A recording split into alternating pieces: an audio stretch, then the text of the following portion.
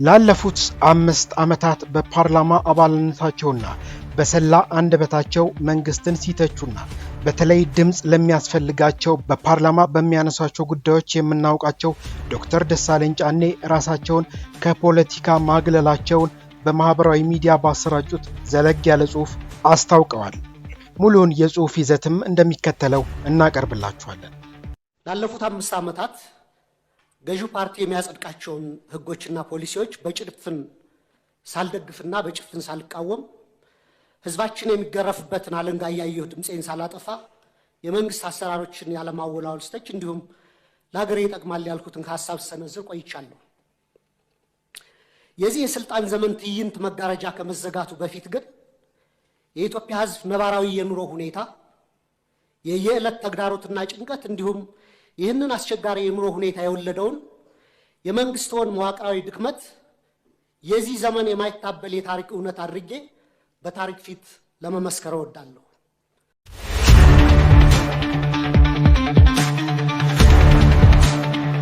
ላለፉት 5 አስቸጋሪና ፈታኝ ዓመታት ወይንም ከ2014 እስከ 2018 ዓመተ ምህረት በህዝብ ተወካዮች ምክር ቤት ውድ ህዝባችንን በመወከል ያደረኩትን የፓርላማ ቆይታ ትናንት በይፋ አጠናቅቄያለሁ። ይህ ምዕራፍ ሲጠናቀቅ ወደዚህ የህዝብ አገልጋይነት ያመጣኝንና ያለፍኩበትን የ10 ዓመታት የማህበረሰብ አገልግሎትና የትግል ጉዞዬን መለስ ብዬ የምመለከትበት አጋጣሚ ሆኖኛል።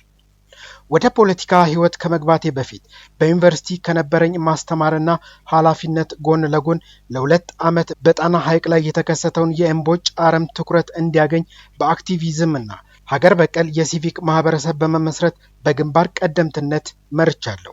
ላለፉት 8 ዓመታት ደግሞ በኢትዮጵያ ፖለቲካ ውስጥ ከፓርቲ ምስረታ እስከ ከፍተኛ አመራርነት በተለይ ደግሞ ባለፉት 5 ዓመታት በፓርላማ አባልነት ድምጽ ለሌላቸው ወገኖቼ እውነተኛ ድምጽ መሆን በመቻሌ የተሰማኝ ክብርና ኩራት የላቀ ነው። በእነዚህ እጅግ አስቸጋሪ ዓመታት በፈተናና በጭንቅ ሰዓት ለህዝቤ የገባሁትን ቃል እንድጠብቅ እንዳልናወጥ በቅንነትና በድፍረት የህዝቤን ችግርና ስቃይ በታሪክ ፊት እንድመሰክር ፍርሃትን አርቆልኝ ማስተዋልንና ጽናትን ላደለኝ እስከዚች ሰዓትም በሰላም ላደረሰኝ ለቸሩ አምላክ ልዑል እግዚአብሔር ክብርና ምስጋና ይድረሰው። ያለሱ መለኮታዊ ጥበቃና መሪነት ያለ ቅድስት ድንግል ማርያም ፍቅርና እናታዊ ምልጃ ይህንን ከባድ የህዝብ አደራ መወጣት ፈጽሞ አይቻልም ነበር። የባህር ዳር ከተማ መራጮችን ጨምሮ ላለፉት ዓመታት እያንዳንዱን የፓርላማ ውሎዬን እየተከታተላችሁ አስተያየትና ምስጋና የቸራችሁኝ በተለይም ደግሞ ከ2 ዓመት ከመንፈቅ በፊት ለ45 ቀናት በታሰርኩበት ወቅት በጸሎትና በሐሳብ ያገዛችሁኝ ውድ ወገኖቼ በየአጋጣሚው የለገሳችሁኝ ፍቅር ጉልበት ሆኖኝ ዛሬ በኩራትና በነጻ ህሊና የህዝብ አገልግሎቴን እንድፈጽም አድርጎኛል። የህዝብ አገልጋይ መሆን ምንኛ መታደልና ታላቅ ክብር እንደሆነ በተግባር ያየሁበት አጋጣሚ ነው።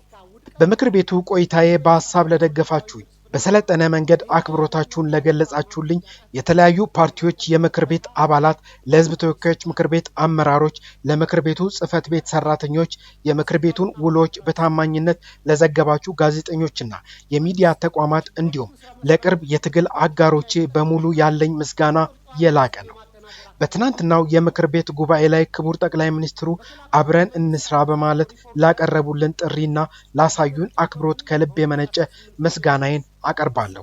ከጉባኤው መጠናቀቅ በኋላ ጥያቄ ያቀረብን የተቃዋሚ የምክር ቤት አባላት ከክቡር ጠቅላይ ሚኒስትሩ ጋር በነበረን የችግኝ ተከላ መርሃ ግብር ላይ በ7ኛው ዙር ምርጫ በባህር ዳር ከተማ ለመወዳደር ተመዝግቤ ቢሆን ኖሮ እጩ ላለማቅረብ ወስነው እንደነበር ገልጸውልኛል።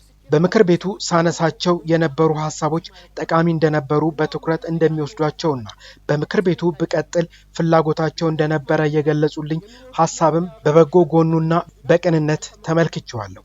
ይሁን እንጂ ላለፉት 10 ዓመታት የህዝብን አደራ ለመወጣት ካደረኩት ከፍተኛ ጥረትና ድካም በኋላ አሁን ባለው ሁኔታ ውሳኔ በሙያዬ ሀገሬን ለማገልገል ጎን ለጎን ደግሞ ወደ ግሉ ሴክተር በመግባት የማስባቸው የሥራ ውጥኖች ወይም ስታርታፕስ ላይ ለመሰማራትና ለቤተሰቦቼ በቂ ጊዜና ትኩረት መስጠት መሆኑን በታላቅ አክብሮት ለመግለጽ እወዳለሁ።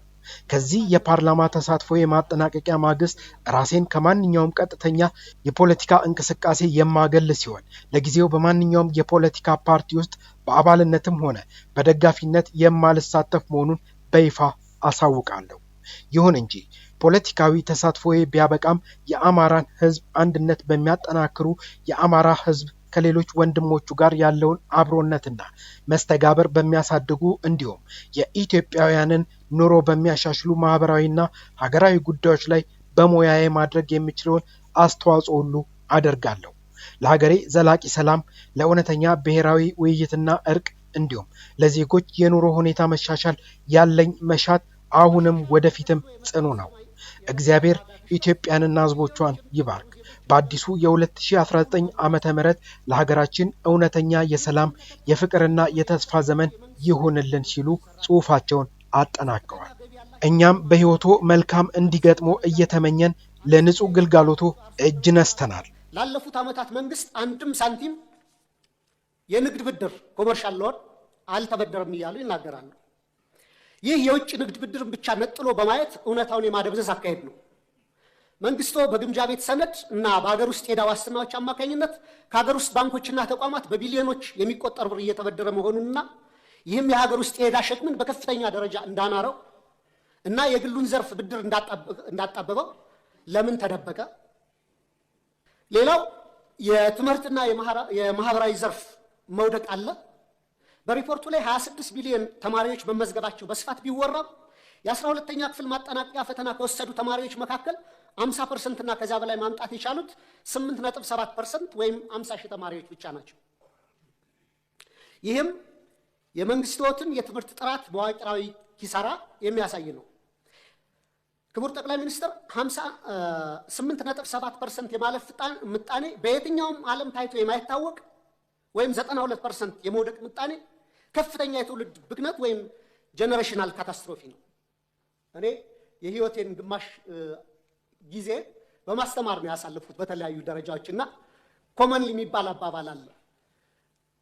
መምህሩ ፈተና አውጥቶ ተማሪዎችን ማሳለፍ ካልቻለና ከወደቁ የወደቀው መምህሩ ነው የሚል ኮመን አባባል አለ በእኛ በአስተማሪዎች ዘንድና ይህን ያክል 92% የመውደቅ ምጣኔ ካለ እኔ ወድቋል ብዬ ማስበው ትምህርት ሚኒስቴር ነው። ሌላው የሰብአዊ ቀውሶች ትኩረት አለመሰጠቱ ነው። መንግስቱ የመረጃ ማጥራት ስራ ሰርቻለሁ በሚል ሰበብ የሰብአዊ ድጋፍ ፈላጊዎች ቁጥር ከ27 ሚሊዮን ወደ 2.3 ሚሊዮን ወርዷል ይላል። ነገር ግን መሬት ላይ በጦርነትና በድርቅ ምክንያት የተፈናቀሉ፣ የዕለት ደራሽ እርዳታ ያጡ፣ ለቤተሰቦቻቸው ፍጆታ በቂ ምርት የማያመርቱ በሚሊዮን የሚቆጠሩ ዜጎች እያሉን ይህንን ቁጥር ወደ 2.3 ሚሊዮን ዝቅ አድርጎ ማቅረብ ፖለቲካዊ ቁጥር ማሳመር እንጂ የዜጎችን ነባራዊ ህይወት በተጨባጭ የሚያሳይ አይመስለኝም። እንደ WFP፣ ፋኦ፣ ፋሚሊ ኢርሊ ዋርኒንግ ኔትወርክ የሚያስቀምጡት ዝቅተኛ ግምት ከ15.8 እስከ 21.4 ሚሊዮን ኢትዮጵያ ከፍተኛ የምግብ እጥረት ውስጥ እንደሚገኙ ነው። መንግስታዊ ካልሆኑ ድርጅቶች ጋር በተያያዘም የእርዳታ እህል አቅርቦት እንዳያከፋፍሉ በመንግስት መከልከላቸውና ወደ ጥሬ ገንዘብ ድጋፍ ወይም ካሽ ትራንስፈር እንዲያተኩሩ ብቻ መገደዳቸው ተገልጿል። ይህም በገበያ ላይ ካለው የዋጋ ግሽበት አንጻር በርካታ ቤተሰቦችን ለከፋ የምግብ ዋስትና እጥረት የሚዳርግ ነው። የዓለም አቀፍ የገንዘብ ድርጅት እና የዓለም ባንክ በርካታ ገንዘብ ዶላር ወደ ኢትዮጵያ ኢኮኖሚ ኢንጀክት እያደረጉ ነው፣ ፓምፕ እያደረጉ ነው። ይህ መግባቱን ተከትሎ ደግሞ የመጣው ጊዜያዊ የማክሮ ኢኮኖሚ መረጋጋት ታይቷል። እሱ ጥሩ ነው። የፎሬን ከረንሲ ሪዘርቭ ማደጉ የማክሮ ኢኮኖሚ አመላካቾችም በተወሰነ ደረጃ መረጋጋት ማሳየታቸው መልካም ጅማሮ ቢሆንም የተገኘው ለውጥ የኢትዮጵያውያንን ህይወት በተግባር ካልቀየረ ዘላቂ ትርጉም አይኖረውም። በመጨረሻም ጥያቄ መንግስቱ ላለፉት 5 ዓመታት ሲከተለው የቆየውን የፖለቲካ ችግሮችን በኃይል ከመፍታት ወደ ሰለጠነ የፖለቲካ ድርድር በመሻገር ሀገራዊ አቅምን የበሉትን የትጥቅ ግጭቶች በዘላቂነት ለመቋጨት ሁሉንም የታጠቁ ኃይሎች የሚጋብዝበት እውነተኛና አካታች የፖለቲካ ድርድር ለማድረግ እንዲሁም የህዝቡን መሰረታዊ ህልውናና የኑሮ ዋስትና ለማረጋገጥ የሚወስዱት በተግባር የሚለካ ግልጽ የሰላም የጊዜ ሰሌዳ ለማዘጋጀት ያለውን ቁርጠኝነት ቢያብራሩልን። የኢትዮጵያ ህዝብ አዲሱ 2019 ዓ.ም በተግባር ላይ የሚችለው ተጨባጭ ተስፋ ምን እንደሆነም እንዲያስረዱ ጠይቃለሁ። በጣም አመሰግናለሁ።